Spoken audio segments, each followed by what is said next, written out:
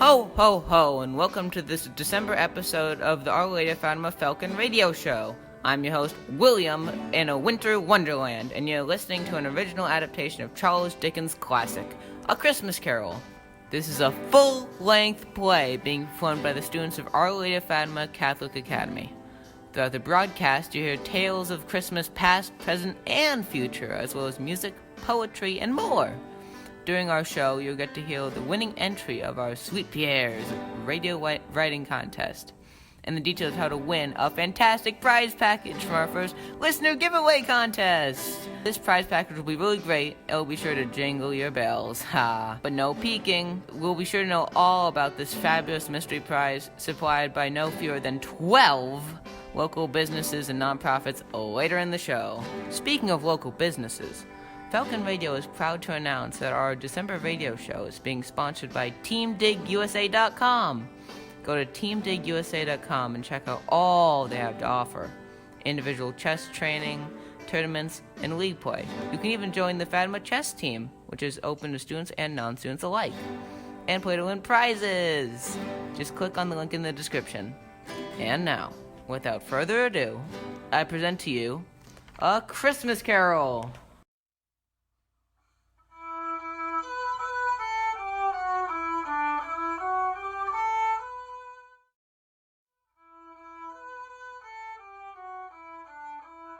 Marley was dead to begin with.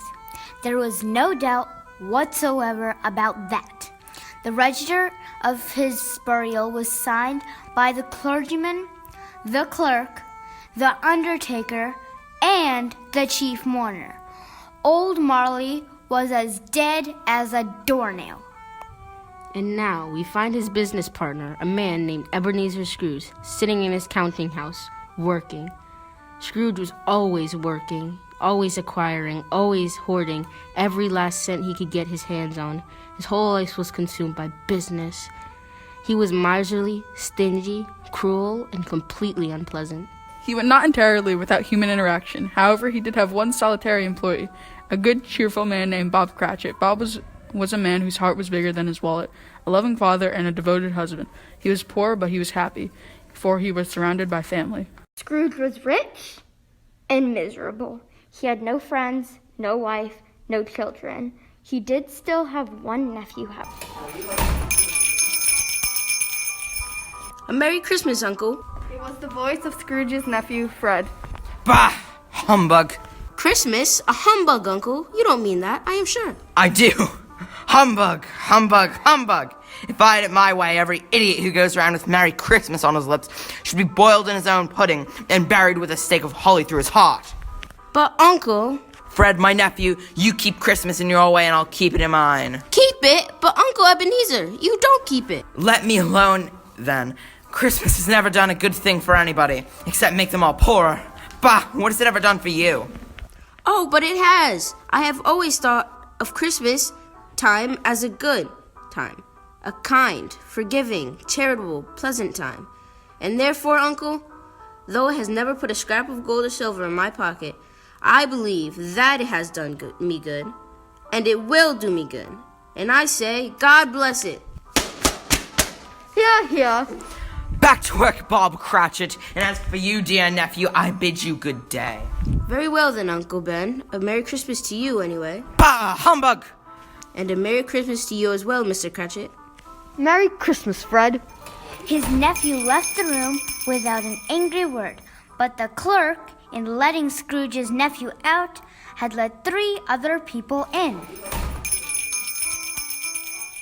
Aha! Good day to you, sirs, and a very merry greetings of the season to you and your family.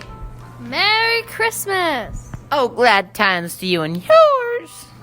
At this festive time of year, Mr. Scrooge, we should make some slight provision for the poor and destitute who suffer greatly at the present time. Oh, how they suffer. A few of us are endeavoring to raise a fund to buy the poor some meat and drink and means of worth. Now, what shall I put you down for? Nothing! Oh, you wish to be anonymous. How kind! How kind indeed. I wish to be left alone, since you ask me what I wish, gentlemen. That is my answer. I don't make merry myself at Christmas. I can't afford to make lazy people merry. I pay my taxes, which support the prisons and the workhouses. They cost enough, and those who are badly off must go there. Many can't go there. Many would rather die. If they would rather die, then they better do it and decrease the surplus population.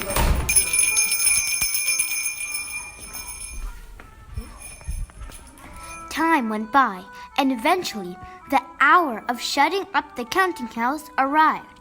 Ebenezer Scrooge sent his sole employee home with his family, while he himself sat home to an empty house. After walking a few blocks, the miser arrived at his own front door, where he stood at eye level with his front door knocker. Now, it is a fact that there was nothing at all particular about the knocker on the door of his house, except that it was very large. And yet Scrooge, having his key in the lock of the door, saw staring back at him, not a knocker, but the face of Jacob Marley. Marley's face shone back at him with a dismal light about it, like a bad lobster in a dark cellar. As Scrooge marveled at the sight, he rubbed his eyes, and it was a knocker again. Bah! Humbug. Scrooge entered the house, closed the door with a bang. The sound resounded through the house like thunder. Every room above and every cask in the wine merchant's cellar below Appeared to have a separate peal of echoes of its own. Scrooge was not a man to be frightened by echoes. He fastened the door, and he walked across the hall and up the stairs. Up Scrooge went, not caring a button for its being very dark. Darkness is cheap, and Scrooge liked it. Quite satisfied, he closed his door and locked himself in. Then double locked himself in, which was not his custom. Thus, secured against surprise, he put on his dressing gown and slippers and his nightgown, and sat down before the very low fire to take his gruel.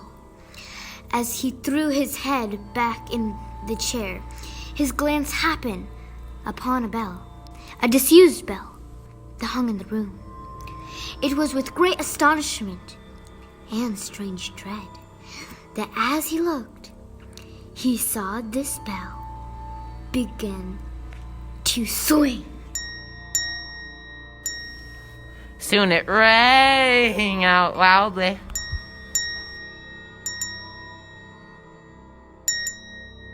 And so did every bell in the house.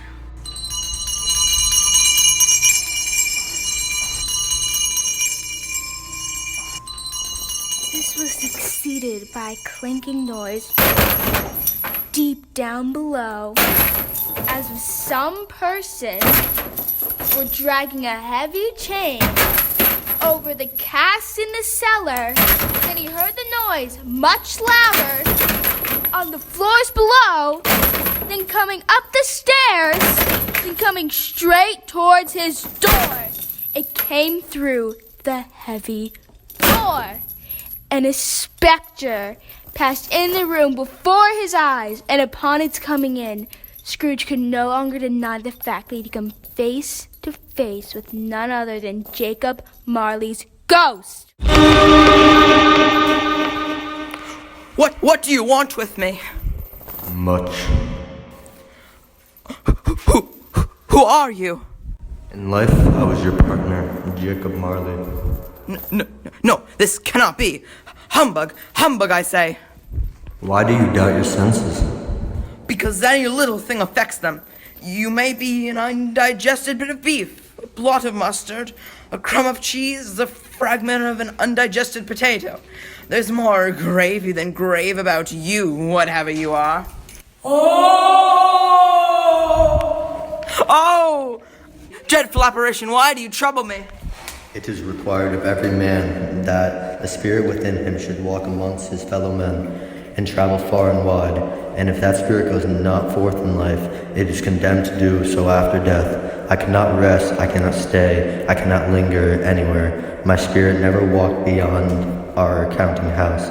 Mark me, in life and my spirit never rode beyond our money-changing hole, and weary journeys lie before me. Scrooge was very much dismayed to hear the spectra going on at this rate, and began to quake exceedingly. I'm here tonight to warn you that you have yet a chance of hoping escaping my fate. You will be haunted tonight by 3 spirits. Expect the first when the bells tolls 1. Expect the second the following hour. The third when the last stroke of 3 has ceased to vibrate. Look to see me no more. Then, just as quickly as he appeared, Marley's ghost was gone, vanished. All that remained to keep company with Ebenezer Scrooge was silence and darkness, and eventually sleep.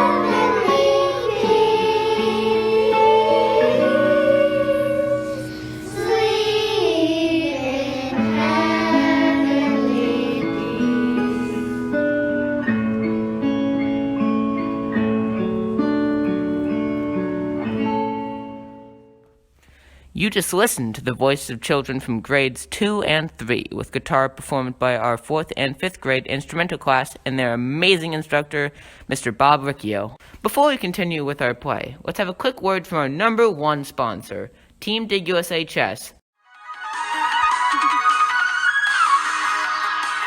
Determination? Check! Integrity? Check! Growth? Check! Do you want all 3 for your kids? Then you have to check out TeamDigUSA.com. Did you know that you can get individual chess training all year long from Team Dig? Does Dig do in-person or online training? Both! Hey, did you know that you can even sign up to join the Fatima chess team with TeamDigUSA.com? Don't you have to be a Fatima student to join the chess team? Nope, the Fatima chess team is open to everyone. We meet online every Friday at 3 p.m., and it's so much fun. We learn how to play the game and play each other in matches. It's awesome. Whoa, I just went to TeamDigUSA.com and signed up for an online tournament. I'm not even a Dig player, and I can still enter a tournament.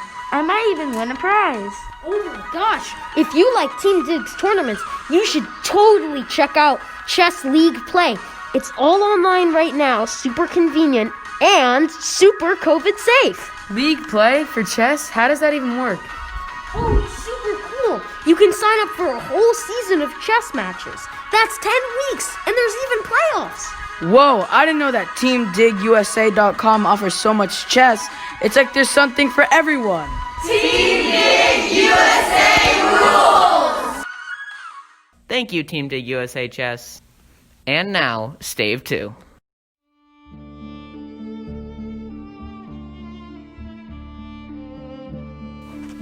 The clock in the church tower told a deep, dull, hollow, melancholy one. It was 1 o'clock in the morning, and Scrooge lay in his bedchamber. Light flashed up in the room in an instant, and the curtains of his bed were drawn aside by a strange figure. The figure floated in midair and appeared to be aglow from some amazing inner light. Its features radiated an ancient aura, yet it simultaneously appeared quite childlike. Wake up, Ebenezer Scrooge. Are you the spirit, sir, whose coming was foretold to me? I am. Who and what are you? I am the ghost of Christmas past. As soon as those words were spoken, the spirit touched the hand of Scrooge, and he was lifted immediately. They passed through the wall and through time itself. Scrooge found himself standing in the busy thoroughfares of a city. It was made plain enough by the dressing of the shops that here, too, it was Christmas time. Young spirit, how, young spirit, what is happening?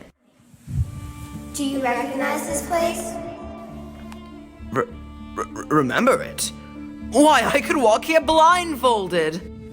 Strange to have forgotten it for so many years. Let us go on. They walked along the road, Scrooge recognizing every gate and post and tree.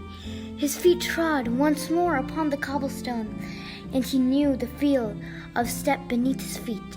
Through some miracle, the ghost of Christmas past had dipped the old man in the waters of time itself, and Scrooge was visiting the very same city streets of his youth. He saw an endless sea of faces, and he tried to call out to them. These are but shadows of the things that have been. They have no consciousness of us. The pair stopped in front of the warehouse. And do you know this place? Know it? I apprenticed here. They went in, passing through the doors itself. They were greeted by the vision of an old gentleman in a Welsh wig, sitting behind such a high desk that, if he had gone 2 inches taller, he must have knocked his head against the ceiling. Scrooge cried out in excitement. Why, it's old Fezziwig! Bless his heart! It's Fezziwig, alive again! Yo-ho there! Ebenezer! Rick! Coming, Mr. Fezziwig. We're coming! A living and moving picture of Scrooge's former self, a young man came briskly in, accompanied by his fellow apprentice. Hi-li-ho, my lads. No more work tonight. It's Christmas Eve. Rick, Christmas, Ebenezer. Let's have the shutters up before a man can say Jack Robinson. Clear away, my lads, and let's have lots of room here. Clear away. There was nothing they wouldn't have cleared away, or they couldn't have cleared away, with old Fezziwig looking on. It was done in a minute, and the party could begin. The warehouse was as snug and warm and dry as a bright ballroom, as you would desire to see upon a winter's night. In came a fiddler with a music book, and went up to the lofty desk, and made an orchestra of it, and turned like it was 50 stomach aches.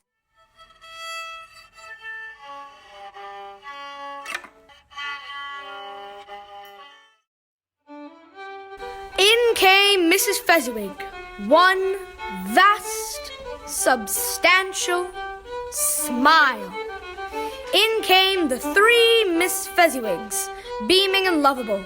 In they all came, one after another, some shyly, some boldly, some gracefully, some awkwardly, some pushing, some pulling. In they all came, anyhow and everyhow. Away they all went, 20 couple at once, hands half round and back again the other way. Down the middle and up again. Round and round, old top, couple ways, turning up in the wrong place. When the clock struck 11, this ball broke up. Mr. and Miss Fezziwig shaking hands with every person as he or she went out, wishing him or her a Merry Christmas. During the whole of this time, Scrooge had acted like a man out of his wits. His heart and soul were in the scene and with his former self. He remembered everything, enjoyed everything, and underwent the strangest agitation. It was not until now, when the bright faces of his former self and Rick were turned from them, that he remembered the ghost, and became conscious that it was looking full upon him, while the light upon its head burnt very clear. A small matter to make these silly folk so full of gratitude. He has spent but a few pounds of your money, 3 or 4 perhaps. Is that so much that he deserves his praise? It isn't that, Spirit. He has the power to render us happy or unhappy, to make our service pleasure or a toil. Say that power lies in words and looks and things impossible to add and count up. What then? The happiness he gave us is quite as great as if it cost a fortune. He felt the Spirit's glance, then stopped. What is the matter? Nothing in particular. Something, I think. No, I should just like to be able to say a word or two to my clerk, Bob Cratchit, just now. That's all. My time grows short. We must remove ourselves from this place. I will haunt you no longer. But Scrooge did not want to leave. He wished he could remain in his past, before he grew greedy, before he grew old and cold and miserable, before he had found so much wealth and lost so much love. He wished he could stay right here. As he struggled with the Spirit, he was aware of being exhausted and had overcome irresistible drowsiness, and further of being in his own bedroom. He had barely time to reel to bed before he sank into a heavy sleep.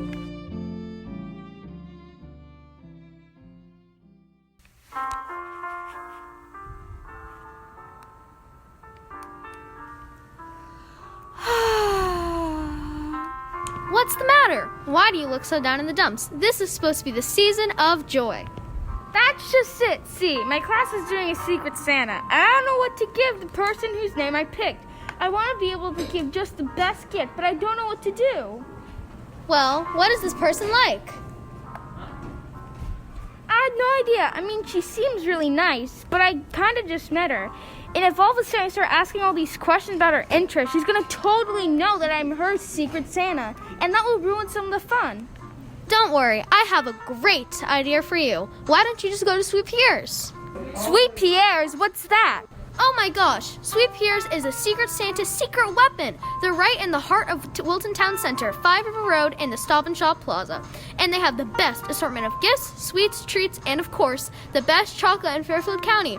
A gift from Sweet Pierre's will put you on the nice list for life. Wow, I didn't know that we had such a hidden treasure right here in Wilton. But wait, I think that the person I picked might have a nut allergy. I don't want to take any chances. Oh, you don't have to worry about that. Sweet Pierre's has a vast, certified nut-free selection. I'm telling you, Sweet Pierre's is the only way to go. They have something for everyone and anyone. Smart Santas know that Sweet Pierre's is a sure bet. Wow, I'm going to Sweet Pierre's for all my presents this year. Come to Sweet Pierre's Boutique du Chocolat, located on Fideford Road in the heart of Wilton Town Center. Whether under a tree, by the light of a menorah, or near a clock chiming midnight on New Year's Eve, a gift from Sweet Pierre's is sure to put a smile on your loved one's face. Merry Christmas, Sweet Pierre's! That's right, Sweet Pierre's is a Secret Santa's secret weapon, and there's so much more. Along with the amazing Team Dig USA chess, Sweet Pierre's is one of Falcon Radio's greatest benefactors. They have once more sponsored our prizes at Our Lady of Fatima's second Sweet Pierre writing contest. This time, the theme was Yuletide poetry. Tomorrow, you'll be able to check out all of our 4 finalists in a separate broadcast. As for now, I'm proud to present the winner. I'm a little reindeer. I'm a little reindeer, small and spry. I pull Santa's sleigh up in the sky. Today is Christmas Eve and I will fly, delivering presents from up high. I'm a little reindeer full of nerves. Pulling Santa's sleigh is the job I serve. Soaring through the air, doing graceful curves. But when I see airplanes, I must swerve. I'm a little reindeer, watch me go. I zoom through the clouds, flying high and low. I listen for Santa's ho, ho, ho. All is peaceful, that I know. I'm a little reindeer, sleepy now. My flight is as slow as a dairy cow. My eyes are drooping and my head is bowed. But through the cold night I will plow. I'm a little reindeer falling asleep. All through the house there's not one peep. But suddenly I hear old Santa creep. I'm so excited I almost leap. I'm a little reindeer going to see what dear Santa's gift could be. I look inside the box and I'm so happy to find my very own Christmas tree. And now, save 3.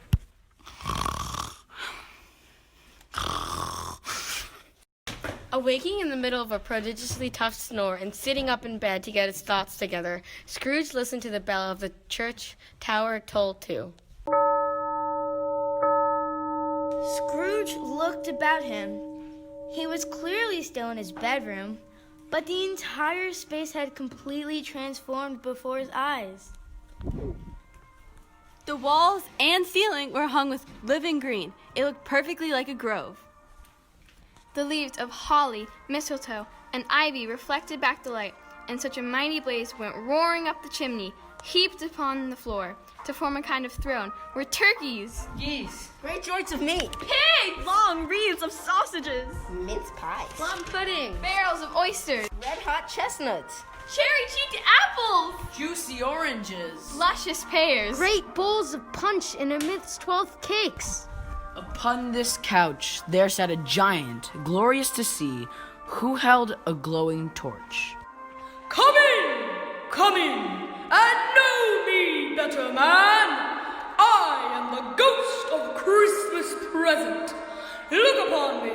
Ah ha ha! You have never seen the like of me before. Never. I am magnificent. Spirit, conduct me where you will. I went forth last hour because I was being forced. I learned a lesson. I have good enough sense to trust that I will learn something important from you as well. I will obey. Touch my robe. Scrooge did as he was told, and held it fast. The room and all its contents vanished instantly, and they stood in the city streets upon a snowy Christmas morning. Scrooge and the ghost passed on, invisible, straight to the home of Bob Cratchit, Scrooge's clerk. On the threshold of the door, the spirit smiled and stopped to bless Bob Cratchit's dwelling with the sprinklings of his torch. What are you doing? Why, I am sprinkling some Christmas cheer. Then up rose Mrs. Cratchit, dressed in second-hand clothes, but done up nicely in ribbons.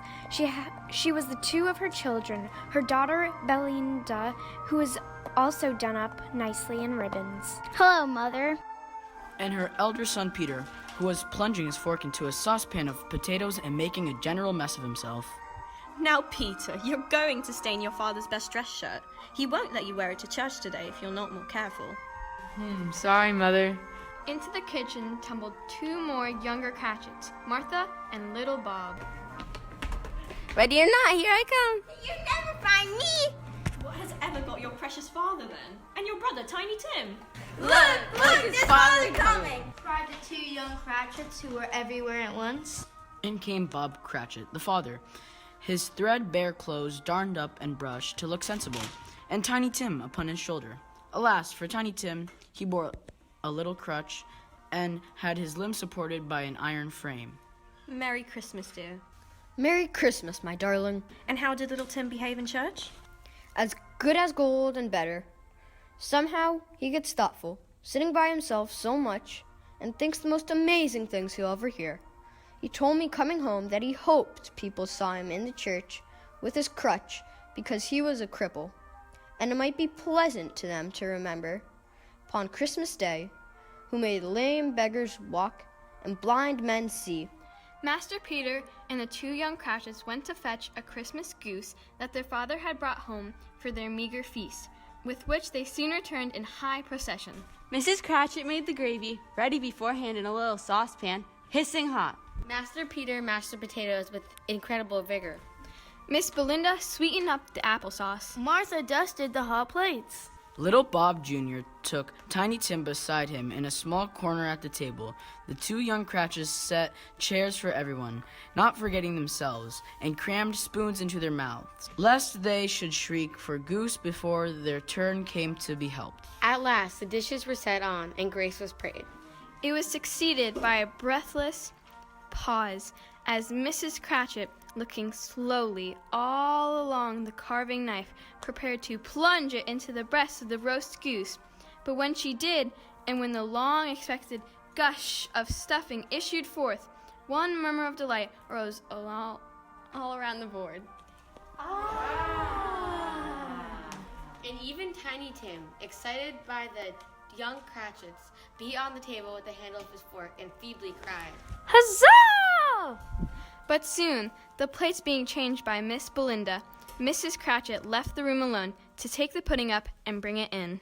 Mrs. Cratchit entered, smiling proudly, with the pudding like a speckled cannonball, blazing in half of a pint of brandy, and topped with Christmas holly stuck into the top. Oh, what a wonderful pudding.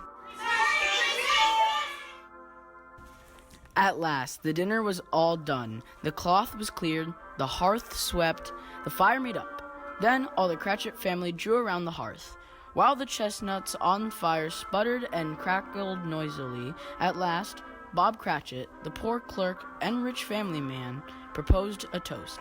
A Merry Christmas to us all, my dears. God bless us. God bless us, everyone! Tiny Tim sat very close to his father's side upon his little stool. Bob held his leather little hand in his.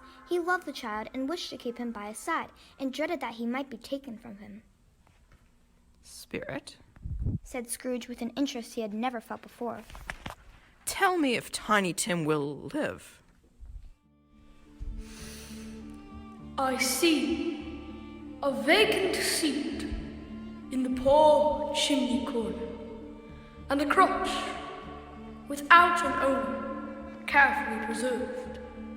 If these shadows remain unaltered by the future, the child will die. No, oh no, oh no. Kind spirit, say that he will be spared.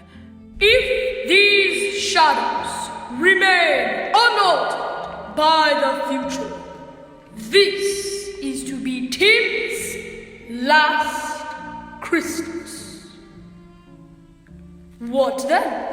If he's going to die, he had better do it and decrease the surplus population. Scrooge hung his head to hear his own words quoted by the spirit, and was overcome with penitence and grief. But Scrooge looked up quickly upon hearing his own name. A toast to Mr. Scrooge, the founder of the feast. What? The founder of the feast, indeed. I wish I had him here. I'd give him a piece of my mind to feast upon, and I'd hope he had a good appetite for it. Mr. Scrooge is an odious, stingy, hard, unfeeling man as any. My dear, it's Christmas Day. The embers which fell from the ghost of Christmas's present torch glowed. Oh, you're right, my dear. To Mr. Scrooge.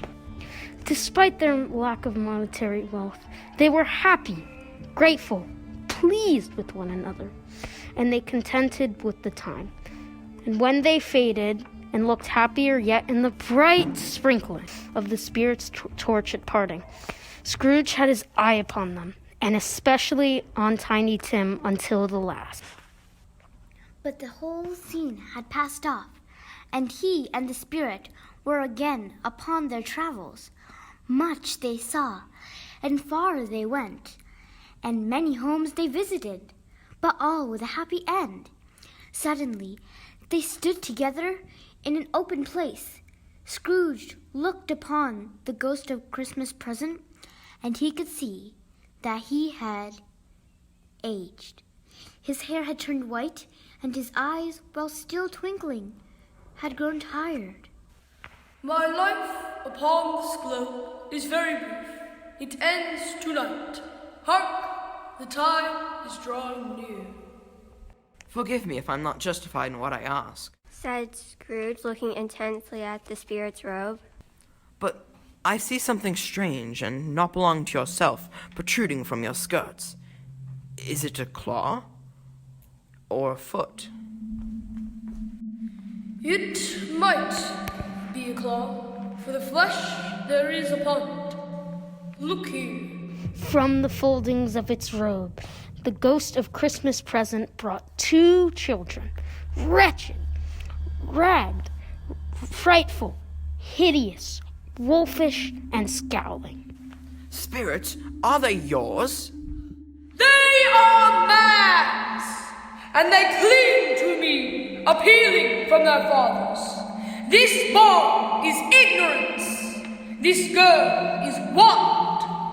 Beware them both, and all of their degree, but most of all, beware this boy, for on his brow I see that written which is doom, unless the writing be erased.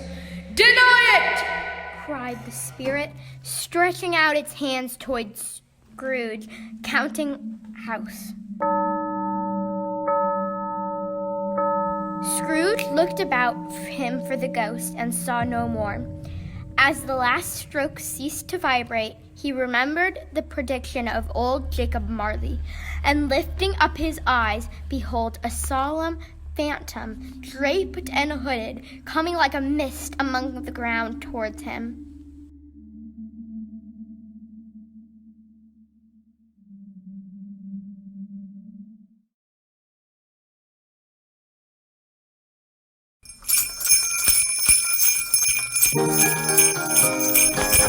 The 12 Days of Wilton Shopping. On the first day of Christmas, my true love came to me, maple syrup from one of Ambler Farm's trees. On the second day of Christmas, my true love came to me, 2 cozy mittens from Champagne Taste, and maple syrup from one of Ambler Farm's trees. On the third day of... Wait! Can we speed this up a little? Sure! On the 12th day of Christmas, my true love gave to me a splat bag from Classically Caked, a Roku stick from Untangled, $10 from Local Soul, firewood from Gregory's Sawmill, a week of lessons from the Conservatory of Dance, a gift card from Town Center Toy, treats from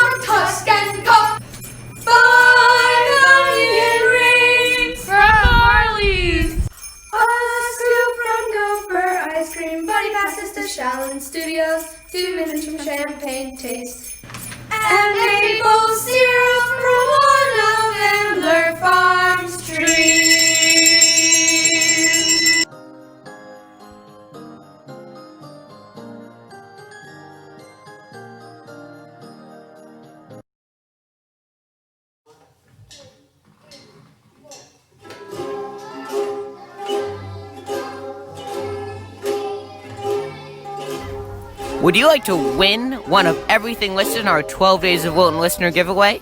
Then you're in luck. All you have to do is click on the like button below, leave a comment, and subscribe to our YouTube channel, Falcon Radio Station. It's that easy. One lucky listener will be chosen at random, and the one will be announced on New Year's Day. What a wonderful way to ring in 2021 that will be. And now, back to the show.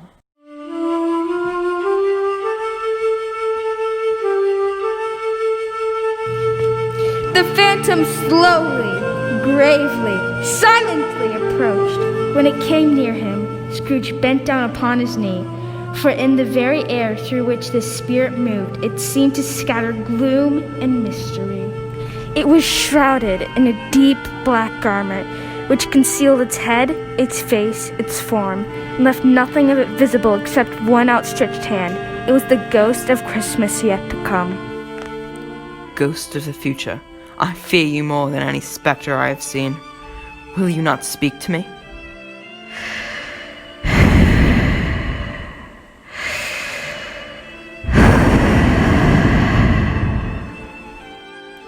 You are about to show me shadows of things that have not yet happened, but will happen in the time before us. Is that so, Spirit?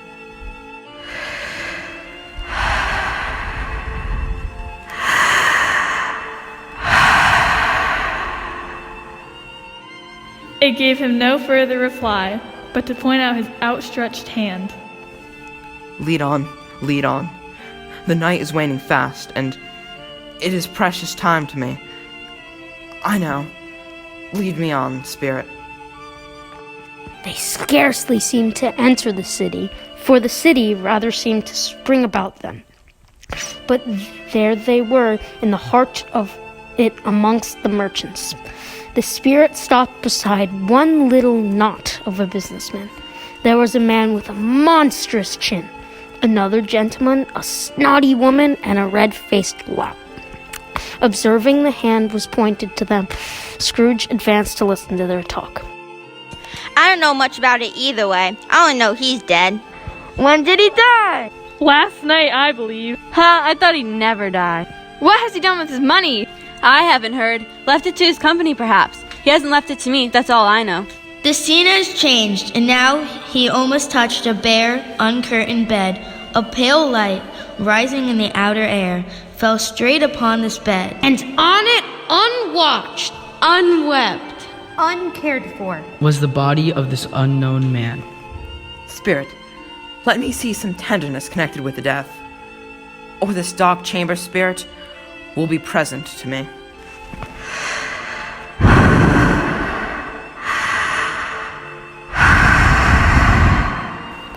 The ghost conducted him to poor Bob Cratchit's house, the dwelling he had visited before, and found the mother and the children seated around the fire. Quiet, very quiet. The noisy little Cratchits were as still as statues in the corner, and sat looking up at Peter, who had a book before him. The mother and Belinda were engaged in needlework, but surely they were very quiet. The mother laid her work upon the table and put her hand up to her face. The color hurts my eyes. They're better now again. It makes them weak by candlelight, and I wouldn't show weak eyes to your father when he comes home. For the world. It must be near his time. Past it, rather. But I think he has walked a little slower than he used to these last few evenings, Mother. He would always walk with Tiny Tim upon his shoulder. Very fast indeed. But he was very light to carry, and his father loved him so.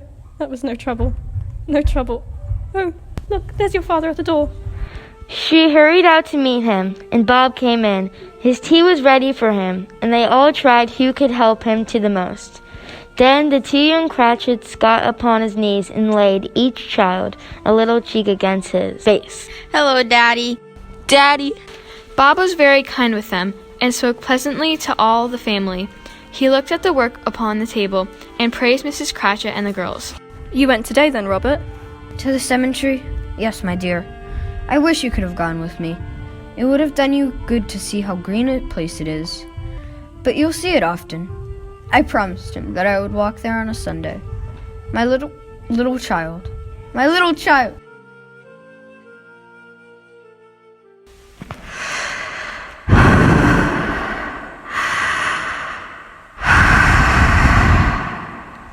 Spectre, something informs me that a parting moment is at hand. I know it, but I know not how. Tell me, who is the man with the covered face that we saw lying dead?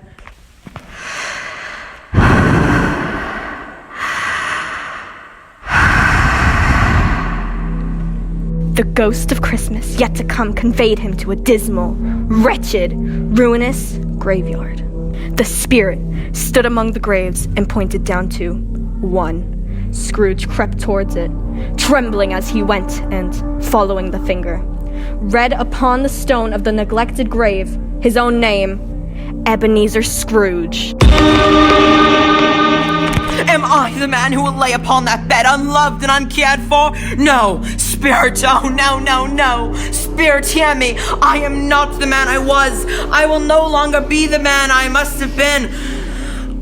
Why show me this, Spirit, if I'm past all hope? Assure me that I may yet change these shadows you've showed me by an altered life. I promise you I will honor Christmas in my heart, and I will try to keep the spirit of Christmas all the year. Oh, tell me that I yet sponge away the writing on this stone. Oh!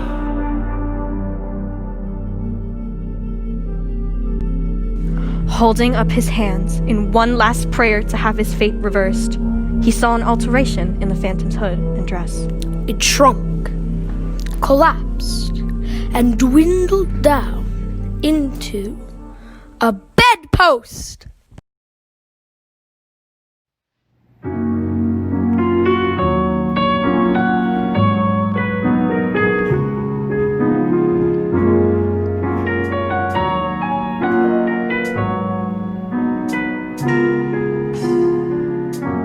Have yourself a merry little Christmas.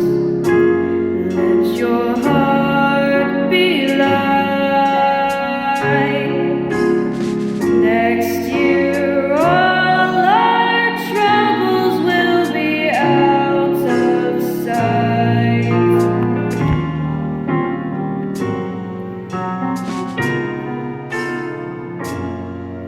Yourself a merry little Christmas. Make the Yuletide gay.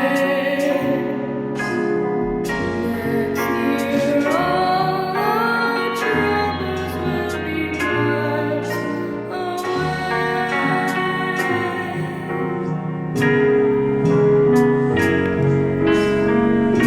Here as in olden days, happy golden days of yore. Faithful friends who are dear to us, gather near to us once more. Someday soon we all will be together, if the fates allow. Hang a shining star upon the highest bough,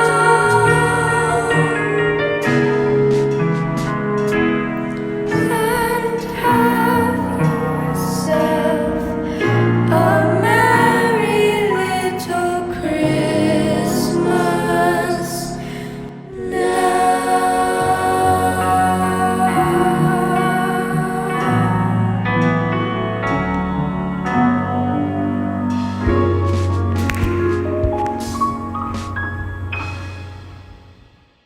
Thank you, Bella and Max, for reminding us that even when we have to be apart from our family and friends, which is always hard, but especially so during Christmas, we hold our loved ones in our hearts. And now, back to the show.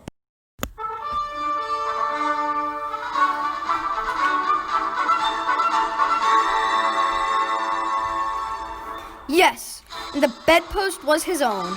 The bed was his own. The room was his own. Best of happiest of all, the time before him was his own to make amends in. I will live in past, the present, and the future. Scrooge repeated as he scrambled out of bed. The spirits, all three shall thrive within me. Oh, Jacob Marley, heaven, God, and Christmas time be praised for this. I say it on my knees. Hold Jacob on my knees. Scrooge was so overcome with joy that he barely knew what he was doing without himself. He could barely even get himself dressed. He kept turning his clothes inside out and right side out and inside it out again. He attempted to wear his pants as a jacket. He was laughing and crying at the same time. Oh, I'm light as a feather. I'm happy as an angel. I'm gay as a schoolboy. A Merry Christmas to everybody. A Happy New Year to the world. Ha ha ha. Really, for a man who had been out of practice for so many years, it was a splendid laugh, a most illustrious laugh, the father of a long, long line of brilliant laughs. Scrooge was startled by the sound of church bells ringing out, the most glorious peals he had ever heard. Running to the window, he opened it and put his head out. No fog, no mist, no night. It was a clear, bright, golden day. Scrooge looked down and saw a small boy in Sunday clothes walking past his window on the street below. You boy, yes, you, boy. I have a very important question for you. Who, me? What day is today? What day is it today, my fine fellow? Today? Why, it's Christmas Day! It's Christmas Day! I haven't missed it! The spirits have done it all in one night! They can do anything, of course they can! Of course they can! Hello, my fine fellow! Hello! Do you know the butcher's in the next street but one at the corner? Of course I do! An intelligent boy, a remarkable boy! Do you know whether they sold the prize turkey? The turkey that was hanging there? Not the little prize turkey, the big one. What? The one as big as me? What a delightful boy. It's a pleasure to talk to you. Yes, my buck. It's hanging there right now. It is? Go and buy it. Are you nuts? No, I'm being serious. Please, would you do me a favor? Go and buy it, and tell them to bring it here, that I may give them directions on where to take it. Come back with the man, I'll give you a shilling. Come back with him in fewer than 5 minutes, and I'll give you half a crown. Whoopee! The boy took off like a shot. Ha! I'll send it to Bob Cratchit's, and he won't even know who's sending it. Hee! It's twice the size of Tiny Tim. Ha! Scrooge managed to compose himself, dressed in his finest clothes, and at last got out into the streets. The people were pouring forth by this time, just as he had seen them with the ghost of Christmas present. And then, walking with his hands behind him, Scrooge regarded everyone with a delightful smile. He looked so irresistibly pleasant. In a word, that 3 or 4 good-humored fellows said, "Good morning, sir." "Oh, Merry Christmas to you." "Merry Christmas!" "God bless you." Scrooge was on his way to a place he hadn't been to in a very, very, very long time. Scrooge was going to church. It was on his way home from church that Scrooge came upon the 3 gentlemen who entered his shop the day before, seeking a charitable donation. My dear sirs, how do you do? I hope you succeeded in fundraising yesterday. It was very kind of you to take on such a task. Mr. Scrooge? Yes, it's me, and I must apologize for the way I treated the 3 of you yesterday. I wish to make it up to you and your charity by making a donation of the amount of... Scrooge whispered in one of the gentleman's ears. My stars, you really mean it? I do, and not a penny less. A great many back payments are included in that number, I'm sure. Oh, Mr. Scrooge, I don't know what to say. That is such a generous... Please, don't say anything more. But will you please come see me tomorrow in my counting house? I would like to deliver the money to you in person. Why, yes, of course, Mr. Scrooge. Oh, thank you. I cannot thank you enough. Merry Christmas, my good gentleman. Merry Christmas! Scrooge continued to walk through the town, eventually landing upon the house of his nephew Fred. And oh, what a sight it was to see when Fred's beautiful wife opened up the door to reveal their invited, yet entirely unexpected, visitor. Her eyes popped and her jaw dropped. Freddie, there's someone at the door. Oh, nephew! Why, bless my soul! Who is that? It is I, your Uncle Scrooge. I've come to dinner. Will you let me in, Fred? Let him in. It is mercy he didn't shake his arm off. Scrooge was at home in 5 minutes. Nothing could be heartier. His nephew and niece were so overjoyed to have their Uncle Ebenezer join them this Christmas. Wonderful party, wonderful games, wonderful family, wonderful happiness. And yet, Scrooge was early at the office next morning. Oh, if he could be there first and catch Bob Cratchit coming late. The clock struck 9. No, Bob. 9:15. No, Bob. Bob was full 18 and a half minutes late to work. Oh boy. Bob's hat was off before he opened the door. He was on a stool in a jiffy, driving away with his bench as if he were trying to overtake 9 o'clock. Scrooge stifled a chuckle. Bob Cratchit had no idea what he was in for. Bob Cratchit? What do you mean coming here at this time of day? I'm very sorry, sir. I'm behind my time. You are! Yes, I think you are. Step this way, if you please. Now, I'll tell you what, my friend. I'm not going to stand for this sort of thing any longer. I'm so sorry, sir. It will never happen again. I said I'm not going to stand for this sort of thing any longer. I'm so tremendously sorry, sir. And therefore, I'm going to raise your salary. What? Thank you. A Merry Christmas, Bob. A Merrier Christmas, my good fellow, than I've given you for many a year. I'll raise your salary and endeavor to assist your struggling family. Come, let's add some more coals to the fire and discuss this over a nice breakfast I've prepared. Scrooge was better than his word. He did it all, and infinitely more. And to Tiny Tim, who did not die. Scrooge was a second father, became as good a friend, as good a master, and as good as a man the good old city knew, or any other good old city, town, or borough in the good old world. Some people laughed to see the change in him, but Scrooge's own heart laughed, and that was quite enough for him. And it was always said of him that he knew how to keep Christmas well. May that be truly said of us, and all of us. And so, as Tiny Tim once observed, God bless us, everyone!